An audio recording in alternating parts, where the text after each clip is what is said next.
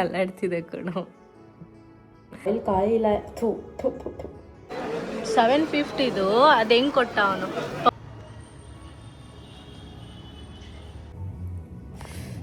Welcome back to my channel my dear lovely beauties. ಇವತ್ತಿನ ದಿನ ಹೇಗೆ ಹೋಗುತ್ತೆ ನೋಡೋಣ.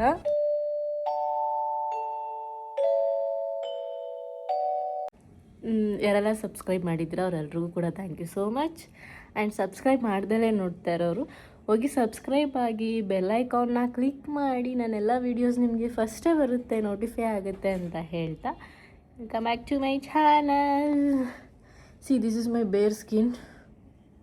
ನಾನು ಏನೂ ಹಚ್ಚಿಲ್ಲ, ನೈಟ್ ಏನು ಸ್ಕಿನ್ ಕೇರ್ ಮಾಡಿ ಮಲಗಿದ್ದೀನಿ. ಅದೇ ಸ್ವಲ್ಪ ಇದೇನೋ ಅಂತಾರೆ, ಏನಂತಾರಪ್ಪ ಇದನ್ನ, ಬಿಳ್ಚಿಪ್ ಅಂತಾರೆ ಇದನ್ನು. ಅದಾಗಿದೆ ನನಗೆ ಇಲ್ಲಿ ನೋಡಿ. ಇವತ್ತು ಎದ್ದಿರೋದು ಸ್ವಲ್ಪ ಲೇಟ್ ಆಗಿದೆ. ಅಪ್ಪಿ ಫೋನ್ ಅಲ್ಲಾಡ್ತಿದೆ ಕಣೋ. ಎದ್ದಿರೋದು ಸ್ವಲ್ಪ ಲೇಟ್ ಆಗಿದೆ. ಅದ್ರ ಜೊತೆಗೆ ವಿಡಿಯೋಸ್ ಮಾಡೋಣ ಅಂದ್ಕೊಂಡು ಸ್ಟಾರ್ಟ್ ಮಾಡಿದ್ದೀನಿ. ನೋಡೋಣ ಏನಾಗುತ್ತೆ ಅಂತ. ನನಗೆ ಕ್ಯಾಮ್ರಾ ನೋಡೋಕ್ಕಾಗ್ತಾಯಿಲ್ಲ. ಏಕೆ ಅಂತಂದರೆ ನಾನು ಕ್ಯಾಮ್ರಾ ಬಿಟ್ಟು ಯಾವಾಗಲೂ ಈ ಕಡೆನೇ ನೋಡ್ತಾ ಇರ್ತೀನಿ. ನನಗೇನು ಅನ್ನಿಸ್ತಿದೆ ಅಂದರೆ ಕ್ಯಾಮ್ರಾ ಆಂಗಲ್ನ ಈ ಕಡೆ ಇಟ್ಕೋಬೇಕು ಅಂತ ಅನ್ನಿಸ್ತಿದೆ. ಸೊ ತಿಂಡಿ ಏನು ಮಾಡೋಣ ಅಂತ 3/4 ಅವರ್ ಕೂತ್ಕೊಂಡು ಡಿಸೈಡ್ ಮಾಡಿದ್ದೀವಿ. ಆದರೆ ಇನ್ನೂ ತೀರ್ಮಾನಕ್ಕೆ ಬಂದಿಲ್ಲ. ಇವಾಗ ಒಂದು 7:15 7:45 ಆಗ್ತಿದೆ, ಆಯಿತಾ. ಇನ್ನು ಏನು ಅನ್ನೋದು ಡಿಸೈಡ್ ಆಗಿಲ್ಲ, ತಿಂಡಿ ಏನು ಮಾಡಬೇಕು ಅನ್ನೋದು. ಏನು ಕೊನೆಗೆ ಫೈನಲ್ ಆಗಿ ಚಪಾತಿ ಮತ್ತು ಮೊಟ್ಟೆ ಪಲ್ಯಕ್ಕೆ ಬಂದು ನಿಂತಿದೆ. ನೆನ್ನೆ ಚಿತ್ರಾನ್ನ ಮಾಡಿದ್ದೆ. ಸೊ ಆಯಿತು ಹೋಗು, ನೀನು ಯಾರು ಹೋಗ್ಬೇಡ ಅಂದವರು ಅಲ್ವಾ ಗೈಸ್. ನಾನು ಏನಾದರೂ ಹೋಗ್ಬೇಡ ಅಂದ, ನಾನು ಅಡುಗೆ ಮಾಡ್ಕೊಂಡು ನಾನು ತಿನ್ಕೋತೀನಿ ಅಷ್ಟೇ, ಯಾವ ಪಾರ್ಟಿಗಾದರೂ ಹೋಗಲಿ. ಸೊ ಇವತ್ತು ನೋಡೋಣ ಹೇಗೆ ಹೋಗುತ್ತೆ ದಿನ ಅಂತ. ಯಪ್ಪ ಯಾಕೋ ಇವಾಗ ಸೆಕೆ ಹೋಗಿ ಚಳಿ ಬರ್ತಾ ಇದೆ ಇವಾಗ ಸ್ವಲ್ಪ. ಏನಾಗಿದೆ ಅಂದರೆ ಇವಾಗ ಪ್ರಾಬ್ಲಮ್ಮು, ಕಾಣಿಸ್ತಾ ಇದ್ದೀನ, ಹೋಪ್ಫುಲ್ ಕಾಣಿಸ್ತಾ ಇದ್ದೀನಿ ಅಂದ್ಕೊಂಡಿದ್ದೀನಿ ನಾನು. ನಿನ್ನೆ ಆಯಿಲ್ ಖಾಲಿ ಆಗಿರೋದು ನಾನು ನೋಡ್ಕೊಂಡಿಲ್ಲ. ಬೆಳಗ್ಗೆ ಚಿತ್ರಾನ್ನ ಮಾಡಿದ್ನಲ್ಲ ಆವಾಗ ನೋಡ್ಕೊಂಡಿಲ್ಲ, ಹಾಗೆ ಮಾಡಿಬಿಟ್ಟಿದ್ದೀನಿ. ಓಕೆನಾ. ಇವಾಗ ತಿಂಡಿ ಮಾಡೋದಕ್ಕೆ ಆಯಿಲು ಇಲ್ಲ. ಸೊ ಅದನ್ನು ತರೋದಕ್ಕೆ ಕೇಳ್ತಾ ಇರೋದಕ್ಕೆ ಅವನು ನೆನ್ನೆ ನೀನು ಹೇಳ್ಬೇಕಲ್ವಾ ಅಂತ ನನ್ನ ಮೇಲೆ ಎಗರಾಡ್ಕೊಂಡು ಹೋಗಿದ್ದಾನೆ. ಕೊನೆಗೆ ಚಪಾತಿ ಮಾಡಲ್ಲ, ದೋಸೆ ಮಾಡ್ತೀನಿ. ಏಕೆಂದರೆ ಇವಾಗ ಅದನ್ನು ಒತ್ತಿ ಮಾಡೋಷ್ಟು ಟೈಮ್ ಇಲ್ಲ. ಅದಕ್ಕೆ ಏನಿಲ್ಲ, ಆಗುತ್ತೆ ಕಲಸೋಕ್ಕೆ. ಇದ್ದೇ ಬೇರೆ ಇಲ್ಲ, ಏನು ಹೇಳಿ, ಆಯಿಲ್ ಆಯಿಲು ಇಲ್ಲ. ಇವತ್ತು ಎಲ್ಲರೂ ಎಡಬಿಡಂಗಿ ಕೆಲಸನೇ ಆಗಿರೋದು. ಎದ್ದಿರೋದು ಲೇಟು, ಕೆಲಸಗಳಾಗ್ತಾ ಇರೋದು ಲೇಟು. ನೋಡೋಣ ಏನಂತಾನೆ ಅಂತ. ಬಟ್ ಮೊಟ್ಟೆ ಪಲ್ಯಕ್ಕೆ ದೋಸೆ ಅಷ್ಟು ಸೂಟ್ ಆಗೋಲ್ಲ, ಚಪಾತಿನೇ ಆದರೆ ಮಾಡ್ತೀನಿ. ನೋಡೋಣ ಅವನೇನಂತಾನೆ. ಇವಾಗ ನಾನು ದೋಸೆ ಅಂದ್ಕೊಂಡು ನೀರು ಬೇರೆ ಜಾಸ್ತಿ ಹಾಕ್ಬಿಟ್ಟಿದ್ದೀನಿ ಗೈಸ್. ಒಂದೊಂದಲ್ಲ ನಂದು ತಾಪತ್ರ್ಯ. ಆಯಿಲ್ ಬರೋವರೆಗೂ ಹಿಂಗೆ ಮಿದುಗಿಸ್ತಾ ಇರ್ತೀನಿ. ಇನ್ನು ಬೇರೆ ಏನೂ ವಿಧಿಲ್ಲಲ್ಲ ನನಗೆ. ಅದಕ್ಕೆ ಮೊಟ್ಟೆ ಅದು ಹುರ್ಕೊಂಡಿದ್ರೆ ಆಗಿರೋದು. ಏನು ಮಾಡ್ತಾಯಿದ್ದೀನೋ ಗೊತ್ತಿಲ್ಲ.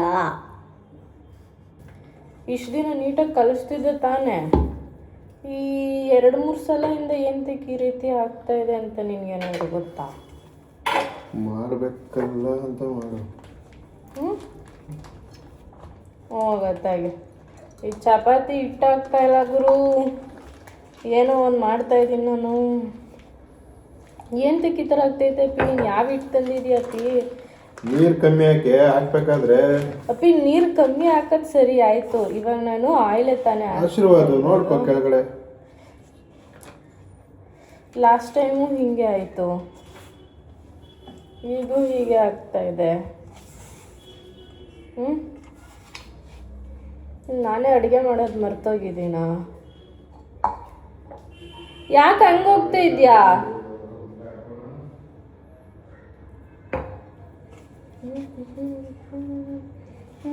ತುಂಬ ಕಷ್ಟ ಆಗ್ತಿದೆ ಇತ್ತೀಚೆಗೆ ನೋಡಿ. ಮೊದಲೆಲ್ಲ ಎಷ್ಟು ಚೆನ್ನಾಗಿ ಇದಾಗ್ತಿತ್ತು. ಇವಾಗ ನೀವು ಅದು ಹೇಳ್ಬೇಡಿ, ಇನ್ನೂ ಸ್ವಲ್ಪ ಹಿಟ್ಟು ಹಾಕಿ ಅಂತ. ಹಿಟ್ಟು ಜಾಸ್ತಿನೇ ಹಾಕಿದ್ದೀನಿ. ಕ್ವಾಂಟಿಟಿಗಿನ್ನ ಜಾಸ್ತಿ ಇವಾಗ ಹಿಟ್ಟು ಕಲಿಸ್ತಾ ಇದ್ದೀನಿ. ನೋಡೋಣ ಹೇಗಾಗುತ್ತೆ ಅಂತ. ನಮ್ಮ ಮನೇಲೆಲ್ಲ ಅಂದರೆ ನಮ್ಮಮ್ಮ ಮನೇಲೆಲ್ಲ ನಮ್ಮಮ್ಮ ಚಪಾತಿ ಮಾಡಬೇಕು ಅಂತಂದರೆ ನೈಟೇ ಕಲಸಿ ಇಟ್ಬಿಡ್ತಾಯಿದ್ರು ಆಯಿತಾ. ಆದರೆ ನಾನು ಆನ್ ಸ್ಪಾಟಲ್ಲೇ ಇದು ಮಾಡ್ತೀನಿ, ಏನು ಕಲಿಸ್ತೀನಿ. ಏನು ಪಲ್ಯ ಗಿಲ್ಯ ಮಾಡೋ ಅಷ್ಟರಲ್ಲೇ ಅದು ನೆಂದಿರುತ್ತೆ. ಆಮೇಲೆ ನಾನು ಇದು ಮಾಡೋದು, ಏನು ಮಾಡೋದು, ಚಪಾತಿ ಒತ್ತೋದು. ಈ ರೀತಿ ಮಾಡ್ತೀನಿ. ಇದು ಸ್ವಲ್ಪ ಇದಾಗಿದೆ, ಏನು ತೆಳುವಾಗಿದೆ. ಇನ್ನೊಂದು ಸ್ವಲ್ಪ ಹಾಕ್ತೀನಿ ಇದಕ್ಕೆ. ಯಾವಾಗಲೂ ಬೈತಾನೆ ಇರ್ತೀಯ. ಒಂದು ಮಾಡೋದು 2 ಮಾಡೋದು. ಏನು 3 ಟೈಮು ತಿಂದ್ರೆ ಆಯಿತು ಬಿಡು. ಆಯಿತು ಬಿಡು, ನಾನೇ ತಿಂತೀನಿ, ನೀವೇನು ತಿನ್ನಬೇಡ್ರಿ. ಈ ಮನೇಲಿ ಹೆಂಗಿರೋ ತಿನ್ನೋಣ ನಾನೇ ತಾನೆ. ನೀವೆಲ್ಲ ಪಾಪಚ್ಚಿ ಮೂಸ್ಬಿಟ್ಟು ಹೋಯ್ತೀರ.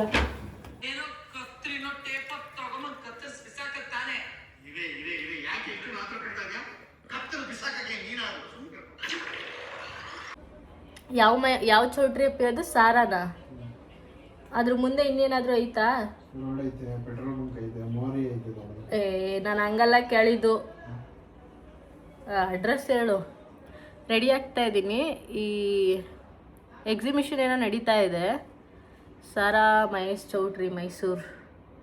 ನಮ್ಮ ಮನೆಗೆ ಹತ್ರ ಅಲ್ವಾ ಅಪ್ಪಿ? 5 ನಿಮಿಷನಾ ಅಷ್ಟೇ, ಒಂದೇ ರೋಡು ಈ ಬಿಲ್ಡಿಂಗಿಂದ. ಅದಕ್ಕೆ ತಗೋತೀವೋ ತಗೊಳ್ಳಲ್ವೋ, ಸದ್ಯಕ್ಕೆ ಇಬ್ಬರು ಫ್ರೀಯಾಗಂತೂ ಇದ್ದೀವಿ. ಅದಕ್ಕೆ ಹಾಗೆ ಹೋಗಿ ಬರೋಣ ಅಂತ ಅಂದ್ಕೊಂಡಿದ್ದೀವಿ. ನೋಡೋಣ ಏನು ಅಂತ.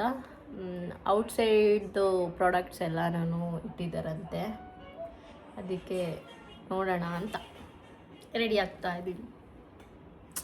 ಹಿಂದ್ಗಡೆ ಬೆಳಕಿಗೆ ರಿಫ್ಲೆಕ್ಟ್ ಆಗ್ತಾ ಇದೆ ಅನಿಸುತ್ತೆ. ವಿಡಿಯೋ ಯಾವ ರೀತಿ ಬರ್ತಾ ಇದೆ ಅನ್ನೋದನ್ನು ನಾನು ನೋಡಬೇಕು, ನೋಡಿಲ್ಲ. ಹೆಂಗಿದ್ರೂ ಅಡ್ಜಸ್ಟ್ ಮಾಡ್ಕೊಳ್ಳಿ ಆಯಿತಾ. ಯಾರೋ ಬಡ್ಕೋತಾ ಇದ್ದಾರೆ. ಪ್ರಾಡಕ್ಟ್ ಲಿಂಕ್ ಏನಾದರೂ ಬೇಕು ಅಂತಂದರೆ ಕಮೆಂಟ್ ಮಾಡಿ ತಿಳಿಸಿ, ನಾನು ಅಟ್ಯಾಚ್ ಮಾಡ್ತೀನಿ. ಓಕೆನಾ? ಲಿಪ್ಸ್ಟಿಕ್ಕಿಗಿನ್ನ ಲಿಪ್ ಲೈನರ್ಗಳೇ ಯಾಕೋ ಇಷ್ಟ ಆಗ್ತಾಯಿದೆ ನನಗೆ. ಶಾರ್ಪ್ ಮಾಡಬೇಕು. ಆದರೆ ಇವಾಗ ಎದ್ದು ಶಾರ್ಪ್ನರ್ ಎತ್ಕೊಳ್ಳೋಕ್ಕೆ ನನಗೆ ಮೈ ಭಾರ. ಅದಕ್ಕೆ ಹಿಂಗೆ ನೋಡ್ಕೋತಾ ಇದ್ದೀನಿ. ಸಾಕು ಅನಿಸುತ್ತೆ. ಈಗ ನಾನು ರೆಡಿ ಆಗೋಕ್ಕೆ ಬಿಡ್ತಾ ಇಲ್ಲ. ಓಡಿಸ್ಕೊಂಡು ಕರ್ಕೊಂಡೋಗ್ತಾನೆ. ಏನು ಕೊಡ್ಸಲ್ಲ, ಏನು ಇಲ್ವಂತೆ. ಆದರೂ ಯಾಕಪ್ಪ ಕರ್ಕೊಂಡೋಗ್ತಾನೆ? ಇತ್ತೀಚೆಗೆ ಕಣ್ಣು ತುಂಬ ನೋಯ್ತದೆ. ಹಾಕೋ, ಕಣ್ಣು ತುಂಬ ನೋಯ್ತಾ ಇದೆ. ಕಂಟಿನ್ಯೂಸ್ ಆಗಿ ಗ್ಲಾಸ್ ಹಾಕೋಬೇಕು, ಇಲ್ಲಾಂದರೆ ಫುಲ್ ಪ್ರಾಬ್ಲಮ್ ಆಗಿಬಿಡುತ್ತೆ. ನೋಡೋಣ ಏನು ಕೊಡಿಸಿ ದಬಾಕ್ತಾನೆ ಅಂತ. ನಮ್ಮ ಜೊತೆ ಸುಷ್ಮಾನ ಬರ್ತಿದ್ದಾಳೆ. ಸೊ ಹೋಗಿ ಬರುವ. ಮೇಡಮ್ ಫುಲ್ ಟಿಪ್ ಟಾಪಾಗಿ ರೆಡಿ ಆಗಿಬಿಟ್ಟಿದ್ದಾರೆ. ಇವತ್ತು ಅವಳ ಬರ್ಡೇ. ನೋಡುವ, ವೆಯ್ಟ್ ಮಾಡ್ತಾ ಇದ್ದಾರೆ.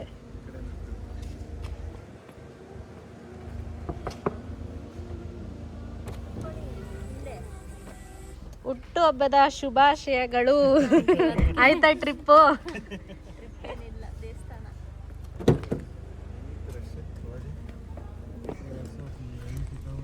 ಸೊ ಕಾರ್ ಹತ್ಕೊಂಡು ಸಾರಾ ಮಹೇಶ್ ಅಂತಾರ, ಬರೀ ಸಾರಾ ಅಷ್ಟೇ ಅಂತ ಅನಿಸುತ್ತೆ ಅದ್ರ ಚೌಟ್ರಿ ನೇಮು. ಸೊ ಅಲ್ಲಿಗೆ ರೀಚ್ ಆದ್ವಿ. ನಾನು ಫಸ್ಟ್ ಟೈಮ್ ಇದ್ರೊಳಗೆ ಹೋಗ್ತಾ ಇರೋದು, ಈ ಒಂದು ವೆನ್ಯೂ ಒಳಗೆ. ಸೊ ತುಂಬ ದೊಡ್ಡದಾಗೇ ಇದೆ. ಬಟ್ ಎಷ್ಟು ರೆಂಟ್ ಏನು ಅನ್ನೋದು ಕೇಳಿದಾಗ ಅವ್ರು ಹೇಳಿದಾಗ ನನಗೆ ಸ್ವಲ್ಪ ಶಾಕ್ ಅಂತ ಅನ್ನಿಸ್ತು. ಆಮೇಲೆ ಅಲ್ಲಿ ಎಂಟ್ರಿ ಫೀಸ್ ಇದೆ. 4 ಜನಕ್ಕೂ ಎಂಟ್ರಿ ಫೀಸ್ ಕೊಟ್ಬಿಟ್ಟು ನಾವು ಒಳಗಡೆ ಎಂಟ್ರಿ ಆದ್ವಿ. ನಾವು ಯಾವುದೇ ಈ ಥರ ಎಕ್ಸಿಬಿಷನ್ಸ್ ಏನೇ ನಾವು ಹೋದ್ರೂ ಕೂಡ ಶಾಪಿಂಗಿಗೆ ಅಂತ, ಅದು ನನಗೆ ಸಮ್ಟೈಮ್ಸ್ ವರ್ತ್ ಅಂತ ಅನಿಸಲ್ಲ. ಬಿಕಾಸ್ ತುಂಬ ಕಾಸ್ಟ್ಲಿ ಆಗಿರುತ್ತೆ. ಬೇಸಿಕಲಿ ಮಿಡಲ್ ಕ್ಲಾಸ್ ನಮ್ಮಂಥವರಿಗೆ ಏನೋ 1,000 2,000 ಬೇಡಪ್ಪ, ಒಂದು 5,000ಕ್ಕೆ ಒಂದಷ್ಟು ಐಟಮ್ ತೊಗೋತೀವಿ ಅಂತಂದರೆ ಅದು ವರ್ತಾಗಿ ನಾವು ಫೀಲ್ ಮಾಡ್ತೀವಿ. ಜಸ್ಟ್ ಈ ಒಂದು ಮ್ಯಾಟ್ಗಳನ್ನ ವಿಚಾರಿಸಿದ್ರೆ ಡಿಸ್ಕೌಂಟ್ ಪ್ರೈಸ್ ಹೋಗಿನೇ 9,000 ಎಬೋ ಇತ್ತು ಎಲ್ಲಾನು ಕೂಡ. ಆ್ಯಂಡ್ 9,000 ಕೊಟ್ಟು ಒಂದು ಮ್ಯಾಟ್ ತೊಗೊಳಕ್ಕೆ ನಮ್ಮ ಕೈಲಿ ಆಗುತ್ತಾ ಅಂತ ಅಂದ್ಕೊಂಡೆ ಮನಸ್ಸಲ್ಲಿ. ಮತ್ತು ನನಗೆ ಈ ಸೋಫಾಸ್ ಎಲ್ಲ ಇಷ್ಟ ಆಯಿತು, ದುಡ್ಡು ಕೂಡ ಹಾಗೇ ಇದೆ ಅಂತ ಅಂದ್ಕೊಂಡು ಒಂದೊಂದು 1,30,000 1,60,000 ಈ ಥರ ಇತ್ತು. ಈ ಥರ ಏನು ಇವಾಗ ತೋರಿಸ್ತಾ ಇದ್ದೀನಿ ಐಟಮ್ಸ್ಗಳು, ಅಲ್ಲಿ 3 ಜನ ಇದ್ದಾರೆ ನೋಡಿ ನಗ್ತಾ, ಅವ್ರು ಇಷ್ಟ ಆದರು. ಈಚ್ ಒಂದೊಂದಕ್ಕೂ 7,000 ಸಮಥಿಂಗ್ 7 to 8K ಹೇಳಿದ್ರು ಅವರು ಅದನ್ನು. ಸೊ ನಾನು ಅವಾಗ ಅಂದ್ಕೊಂಡೆ ಇಲ್ಲಿ ತಗೊಳ್ಳೋ ಅಂಥ ಐಟಮ್ ನಂದು ಏನೂ ಇಲ್ಲ, ತಗೊಂಡ್ರೆ ಈ ಕ್ಲಿಪ್ಗಳು ರಿಬ್ಬನ್ಗಳು ಇಂಥವನ್ನ ಪರ್ಚೇಸ್ ಮಾಡ್ಬೋದೇನೋ ಅಂತ ಅಂದ್ಕೊಂಡು ಹಾಗೆ ಎಲ್ಲನೂ ನೋಡಿಕೊಂಡು ವಿಚಾರಿಸ್ಕೊಂಡು ಹೋಗ್ತಾ ಇದ್ವಿ. ಆವಾಗೇನು ಅನ್ನಿಸ್ತು ಅಂತಂದರೆ, ಈ ನಾರ್ಮಲ್ ನಾವು ಜಾತಿಯಲ್ಲಿ ಅಥವಾ ಶಾಪಲ್ಲಿ ಕ್ಲಿಪ್ಗಳು ತೊಗೋತೀವಲ್ಲ, ಮ್ಯಾಕ್ಸ್ ಟು ಮ್ಯಾಕ್ಸ್ ಒಂದು ಕ್ಲಿಪ್ಗೆ 25 ರೂಪಾಯಿ 30 ರೂಪಾಯಿ ಕೊಡ್ತೀವಿ ಅಂದ್ರೂ ಅದರಲ್ಲೂ ಬಾರ್ಗೇನ್ ಮಾಡ್ತೀವಿ ನಾವುಗಳು. ಬಟ್ ಅದರಲ್ಲಿ ಒಂದು ಕ್ಲಿಪ್ಪೇ 50 ರೂಪೀಸಿಂದ ಸ್ಟಾರ್ಟ್ ಆಗಿದೆ. ಆ್ಯಂಡ್ ಆಲ್ಸೋ ರಿಬ್ಬನ್ನು ಕೂಡ 50 ರೂಪೀಸೇ ಇತ್ತು. ಬಟ್ ಮೆಟೀರಿಯಲ್ಲು ಏನಿದೆ ಅದೇ ಥರ ಇದೆ. ನಾವು ಇಲ್ಲೇ ಹೊರಗಡೆ ಹೇಗೆ ತೊಗೋತೀವೋ ಅಲ್ಲೂ ಹಾಗೇ ಇದೆ, ಸ್ವಲ್ಪ ಡಿಸೈನಿಂಗಾಗಿ ಇಟ್ಟಿದ್ದಾರೆ. ಸೊ ನಾನು ಏನು ತೊಗೊಂಡೆ ಏನು ಅನ್ನೋದನ್ನು ಮುಂದೆ ಹೋಗ್ತಾ ಹೇಳ್ತೀನಿ. ಈ ಬಾಕ್ಸಸ್ಸು, ಕಿಚನ್ ಐಟಮ್ಸ್ಗಳು, ಫ್ರಿಜ್ ಐಟಮ್ಸ್ ಇವೆಲ್ಲನೂ ಕೂಡ ಇತ್ತು. ಇವೆಲ್ಲನೂ ನಿಮ್ಗೆ ಆಲ್ಮೋಸ್ಟ್ ಫ್ಲಿಪ್ಕಾರ್ಟ್, ಮೀಶೋ, ಅಮೆಝಾನ್ ಇದರಲ್ಲೇ ಸಿಕ್ಬಿಡುತ್ತೆ. ಇಲ್ಲಿ ಬಂದು ಡಬಲ್ ಪ್ರೈಸ್ ಕೊಟ್ಟು ತೊಗೋಬೇಕು ಅನ್ನೋಂಥದ್ದು ನನಗೇನೋ ನೆಸೆಸಿಟಿ ಇದೆ ಅಂತ ನನಗೆ ಅನಿಸಿಲ್ಲ. ತೊಗೊಳ್ಳೋರ್ದು ತಪ್ಪು ಅಂತಲೂ ನಾನು ಹೇಳೋಕ್ಕೋಗಲ್ಲ. ಸೊ ಅದು ಅವ್ರವ್ರ ಕಂಫರ್ಟಬಲ್, ಅವ್ರವ್ರ ಮನಿ ಅದು. ಸೊ ನಾನು ಇಷ್ಟ ಆಗಿಲ್ಲ ಅಂತ ನಾನು ಯಾವುದನ್ನು ಹೇಳ್ತಾ ಇಲ್ಲ, ಇಷ್ಟ ಆಯಿತು. ಬಟ್ ಆದರೆ ಪ್ರೈಸ್ ವೈಸಲ್ಲಿ ನನಗೆ ಕೂಡ ಕೆಪಾಸಿಟಿ ಯೋಚನೆ ಮಾಡಿದಾಗ ವರ್ತ್ ಅಂತ ಅನ್ನಿಸ್ಲಿಲ್ಲ. ಸೊ 250 ರೂಪೀಸ್ 200 ರೂಪೀಸ್ ಒಂದೊಂದು ಓಲೆ ಇರ್ತಾಯಿತ್ತು. ಮತ್ತು ಎಲ್ಲ ಐಟಮ್ಸೂ ಅವ್ರಿಗೆ ಬೇಕಾಗಿರೋ ಪ್ರಾಫಿಟೆಲ್ಲ ಇಟ್ಕೊಂಡು ಮಾಡ್ತಾರೆ. ಪ್ರಾಫಿಟ್ ಮಾರ್ಜಿನ್ ಜಾಸ್ತಿ ಇತ್ತು ಅಂತ ನನಗೆ ಅನ್ನಿಸ್ತು. ಸೊ ನಿಮಗೂ ಯಾಕೆ ತೋರಿಸ್ಬಾರ್ದು ಈ ಎಕ್ಸ್ಪೋನ ಅಂತ ಅಂದ್ಕೊಂಡು ಸ್ಮಾಲಾಗಿ ಒಂದು ವಿಡಿಯೋ ಬೈಟ್ನ ತೊಗೋತಾ ಇದ್ದೆ. ಸೊ ನಾನು ಈ ಥರ ರಿಬ್ಬನ್ಸ್ಗಳನ್ನ ತೊಗೊಳ್ಳೋಣ ಅಂತ ಅಂದ್ಕೊಂಡೆ. ಅವರು ಒಂದನ್ನೇ 40 ರೂಪೀಸ್ ಏನೋ ಹೇಳಿದ್ರು. ನಾನು ಹೆಂಗಿದ್ರೂ ಇದನ್ನು ವಿಚಾರಿಸ್ದೆ, ಲೈಕ್ ನನ್ನ ಕೈಗೆ ಯಾವಾಗಲೂ ಬ್ರಾಸ್ಲೆಟ್ ಹಾಕ್ತಾ ಇರ್ತೀನಲ್ಲ, ಸ್ವಲ್ಪ ಫ್ಯಾನ್ಸಿಯಾಗಿರಲಿ, ನಾನು ಹೇಗಿದ್ರು ಬಳೆ ಯೂಸ್ ಮಾಡಲ್ಲ ಅಂತ ಅಂದ್ಬಿಟ್ಟು. ಬಟ್ ಆದರೆ ಅವರು ಅದಕ್ಕೂ 250 ರೂಪೀಸ್ ಏನೋ ಹೇಳಿದ್ರು. ನಾನು ಅದನ್ನೂ ಬೇಡ ಅಂತ ಅಂದ್ಬಿಟ್ಟು ಅದನ್ನೂ ತೊಗೊಳ್ಳಿಲ್ಲ. ಈ ಥರ ಬ್ರಾಸ್ಲೆಟ್ಗಳನ್ನ ವಿಚಾರಿಸ್ದೆ. ಸ್ಟೋನ್ಸ್ ಇರೋದ್ರಿಂದ ಇದೆಲ್ಲನೂ 3,000 4,000 5,000 ಈ ಥರ ಇಟ್ಟಿದ್ರು. ಮೈಸೂರು ಸ್ಟ್ರೀಟ್ ಶಾಪ್ಗೆ ಹೋಗ್ಬಿಟ್ರೆ ನಮಗೆ 2,000 ಒಳಗಡೆನೇ ಯಾವ ಥರ ಬೇಕೋ ಆ ರೀತಿ ಎಲ್ಲ ಸಿಗುತ್ತೆ ಅಂತ ಅಂದ್ಕೊಂಡೆ. ಬಟ್ ನೋಡೋಕ್ಕೆ ತುಂಬ ಚೆನ್ನಾಗಿತ್ತು, ಇಷ್ಟ ಆಯಿತು. ಆ್ಯಂಡ್ ನಾನು ಏನು ತೊಗೊಂಡೆ ಅಂತಂದರೆ ಸ್ವೀಟ್ ತೊಗೊಂಡೆ. ನನಗೆ ಎಷ್ಟು ಇಷ್ಟ ಆಯಿತು ಆ ಸ್ವೀಟ್ ಅಂತಂದರೆ ನನಗೆ ತುಂಬಾ ಇಷ್ಟ ಆಯಿತು. ಈ ಥರ್ಡ್ ಒನ್ ನಾನು ಇವಾಗ ಕೈಗೆ ಇಸ್ಕೊತಾ ಇದ್ದೀನಿ ನೋಡಿ, ಅದು ಸುಮ್ಮನೆ ಸ್ಯಾಂಪಲ್ಗೆ ಅಂತ ಅವ್ರು ಕೊಟ್ಟರು. ಅಲ್ಲೇನಾಯಿತು ಅಂತಂದರೆ ನಾನು ತೊಗೊಂಬಿಟ್ಟೆ. 1/4 kg 150 ಅಂತ ಹೇಳಿದ್ರು. ಅವರು ಕನ್ಫ್ಯೂಸ್ ಆದರು ಅಂತ ಅನಿಸುತ್ತೆ, ನನಗೆ ಗೊತ್ತಿಲ್ಲ. 1/4 kg ಬಂದು 750 ರೂಪೀಸ್ ಅಂತೆ. ಬಟ್ ನನಗೆ ಅವರು 150 ರೂಪೀಸಿಗೆ ಕೊಟ್ಟರು. ಓಕೆನಾ. ಪಾಪ ಇಬ್ರು ಹುಡುಗಿರಲ್ಲ ಆ ಸೈಡ್ ನಿಂತಿದ್ದಾರೆ ನೋಡಿ, ನಿಮ್ಗೆ ಕಾಣಿಸ್ತಾ ಇರ್ಬೋದು. ಅವರು ಅದೇ ಪ್ರೈಸಿಗೆ ಕೇಳಿದ್ದಾರೆ. ಅವ್ರಿಗೆ ಹೇಳುವಾಗ 750 ರೂಪೀಸ್ ಅಂತ ಕೇಳಿದ್ದಾರೆ. ಈಸ್ಕೊಬಿಟ್ಟಿದ್ದಾರೆ ಅವರು ಸ್ವೀಟ್ನ. ಪೇ ಮಾಡುವಾಗ 750 ಅಂತ ಹೇಳಿದ್ದಾರೆ ಇವರು. ಆವಾಗ ಅವ್ರು ಮತ್ತೆ ರಿಟರ್ನ್ ಕೊಟ್ಟಿದ್ದಾರೆ. ಅವ್ರು ಬಂದು ನನ್ನ ಕೇಳ್ತಾಯಿದ್ರು, ನೀವು ಎಷ್ಟು ಪೇ ಮಾಡಿದ್ರಿ ಏನು ಅಂತ.